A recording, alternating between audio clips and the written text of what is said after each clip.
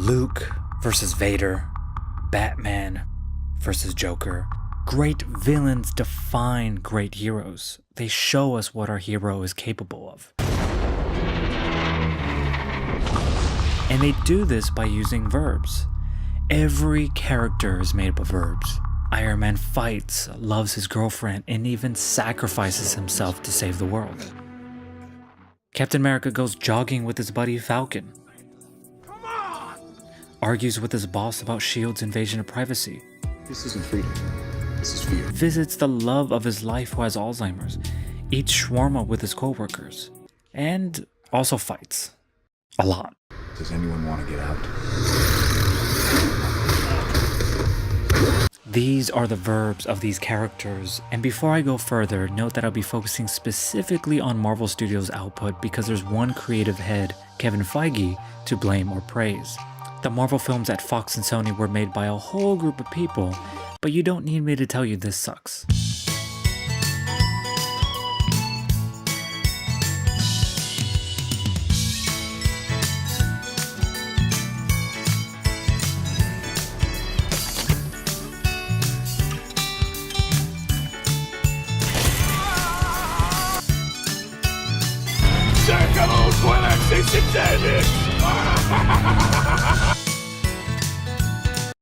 Marvel allows their heroes to be human and flawed, yet still are defined by heroic verbs. But Marvel's villains are defined by this: scowling, screaming, and lots of fighting. Marvel's villains range from rich white guys, a boring white guy with a cool design, a robot voiced by a white guy, a blue guy who's clearly overcompensating, and a smug purple god who's a cosmic couch potato. There's also this guy, Whiplash from Iron Man 2. You probably don't remember him, and that's for a good reason.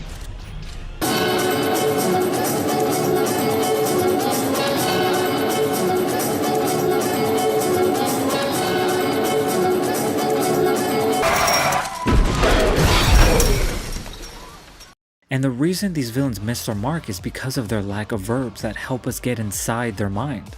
It's not enough to have verbs that involve killing. You have to add depth in other areas of the character's life so that we believe them to be real people, or at least real monsters. There's only one path to peace. Their extinction. To understand a bad villain, we must look at a great villain. You spook easily, Starling? Not yet, sir. Hannibal Lecter is a formidable foe for anybody, not just for Clarice Starling, but for even Batman or Sherlock Holmes. He talks about murder with the same eloquence that he does with painting and classical music. Contradictions make him interesting, they make him human. Every verb Lecter uses, it allows us, the audience, to get inside his head. We see how he ticks. He doesn't twirl his mustache, he's not always at 11. He picks his moments, and when he strikes, it's a bloodbath.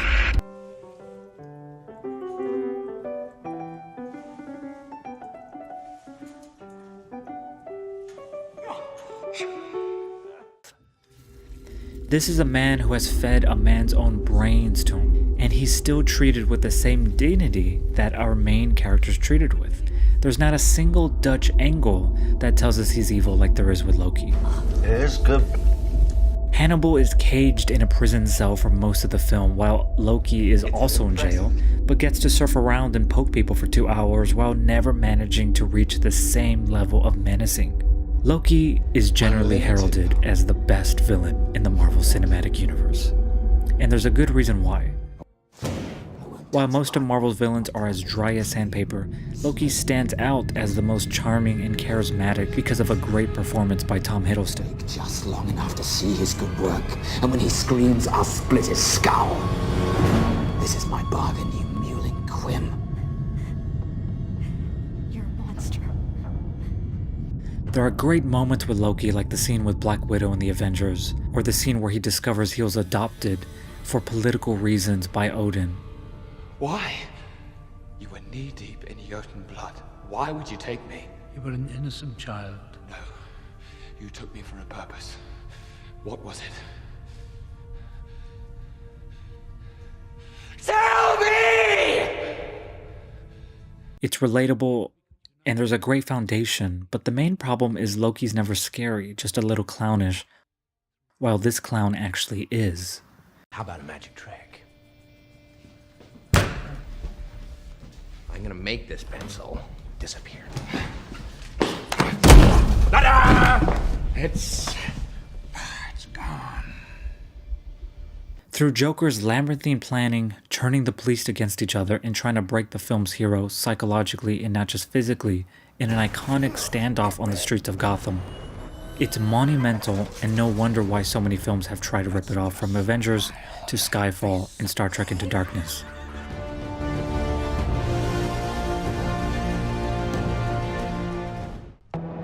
Joker's threatening because we see the lengths he will go for money. Not for world domination like Loki, but money. Then when he gets it, he burns it. And when he tries to open himself up, he tells us a tragic backstory that he later contradicts by telling us another version.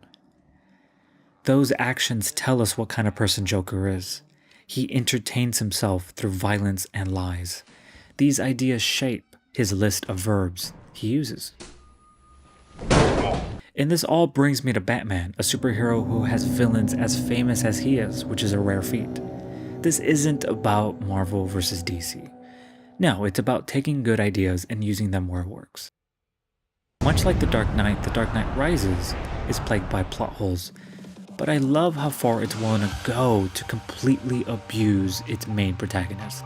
Bane escapes jail while a plane is in the air, gains power in the sewers of Gotham, bankrupts Bruce Wayne, traps police underground, and blows up a football field. Makes Catwoman betray Batman, and even breaks Batman's back while learning his real identity and stealing all of Batman's weapons. Then sends him to a hole in the ground in a different goddamn country, takes control of Gotham and destroys all the bridges, opening a prison and arming the inmates, hangs American soldiers that inspire Batman to get back to Gotham, and through his verbs, forces Batman to sacrifice himself by carrying away a nuclear bomb. Yes, there are plot holes. It's not a perfect film, but look at that list. That's a lot of chaos one man leads, and that's not even everything. Compare that long list to the shallow amount of things that any Marvel villain has done. No Marvel hero has ever had their world turned upside down as much as Batman had his in The Dark Knight Rises. And no, it's not about Bane is darker than Loki. It's about what he does.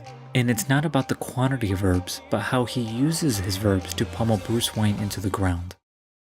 Your villain doesn't even need to talk. The shark in Jaws doesn't, and he has two verbs, swim and eat people. Killed him. You can't kill the boogeyman. Michael Myers is as mute as a pumpkin, and he has two verbs. 2. Walk and kill people.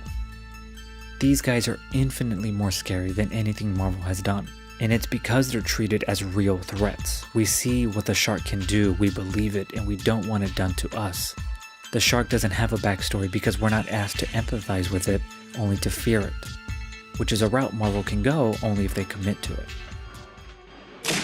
In Bruce Timm's Batman, the animated series, they devote 2 entire episodes to showing who Harvey Dent is, creating a 3-dimensional portrait of a man who's not simply crazy, but a man who was broken by a childhood bully. A kid's cartoon does more with Two-Face than The Dark Knight ever did. And I haven't even mentioned the Emmy Award-winning episode Heart of Ice, an incredibly touching episode about a man with a gun that shoots ice. It sounds dumb, but they treat it so earnestly.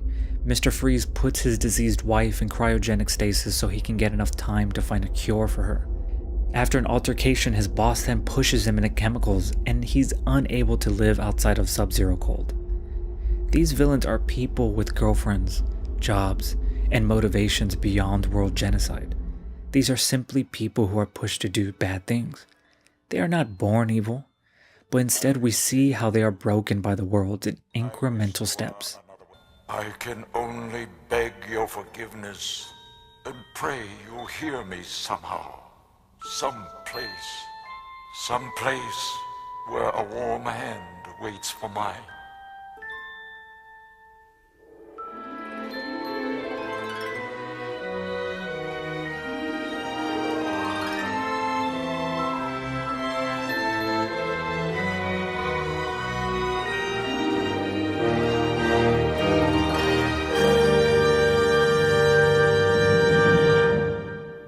I thought Ultron could have been the first great Marvel villain. Created by Stark, a reflection of his ego, Ultron was funny, sarcastic, dangerous, but he resorts to just being the bad guy. Imagine if Ultron was born and simply wanted to make the world a better place, using technology to improve the world and feed the poor, ultimately becoming the newest Avenger. But then Ultron sees that the Avengers are ineffective in creating real change in the world as they make mistakes, such as Scarlet Witch's incident in Civil War. He fumes with rage, believing he can do a better job, and we believe it because we've seen the good things he's done. He then uses his mastery of technology to find Hawkeye's secret family home and ambushes the Avengers when they least expect it. In 2 hours, you can build up a villain as a credible threat, and then let him loose. If your villain is weak and one-dimensional, then what does that say about your hero? Is it that much of a victory that the Avengers was able to take on Loki? Show me a villain that can break Cap's shield and destroy his life from the inside out. Show me a villain that's worth fighting against. Then you have a hero that's worth rooting for. As G.K. Chesterton wrote, fairy tales do not tell children that dragons exist. Fairy tales tell children that dragons can be killed. So let's watch an Avengers movie where it's worth assembling the Avengers for, where the threat is so unimaginable that against all odds, our heroes can work together and win, giving us hope that good people can still win. I'm always angry. And that dragons can be slain.